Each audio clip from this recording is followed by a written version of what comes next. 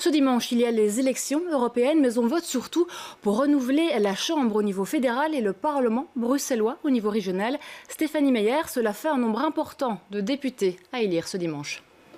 Et oui, parce que ce dimanche, vous rentrerez une fois dans l'isoloir, mais il faudra remplir 3 bulletins de vote, comme vous l'avez dit, Camille. Alors, le premier, ce sera pour le Parlement européen, le second pour la Chambre, et puis le troisième pour le Parlement bruxellois. À la Chambre, il faudra désigner 150 députés. Parmi ces 150, il y en a 15 qui viennent de la circonscription de Bruxelles. Ça veut dire que ce sont les électeurs des 19 communes bruxelloises, mais aussi des 6 communes à facilité, qui pourront les désigner sur 12 listes différentes. Alors, ces listes sont francophones, néerlandophones ou bien bilingues.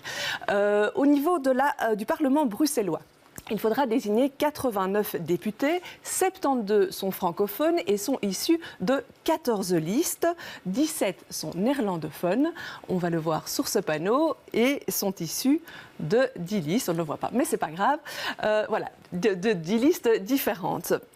Ici, contrairement à la Chambre, il n'y a pas de listes qui sont bilingues, ce sont des listes unilingues, mais qu'on soit francophone ou néerlandophone, on peut choisir de voter pour le registre linguistique que l'on veut. Alors, qu'en est-il du Parlement de la Fédération Wallonie-Bruxelles ou bien du Sénat? Eh bien là, il ne s'agit pas d'une élection directe, donc il n'est pas question de voter pour son représentant. Ceux-ci seront désignés dans un second temps sur base principalement de la composition des parlements régionaux. Voilà, merci Stéphanie Meyer pour toutes ces explications.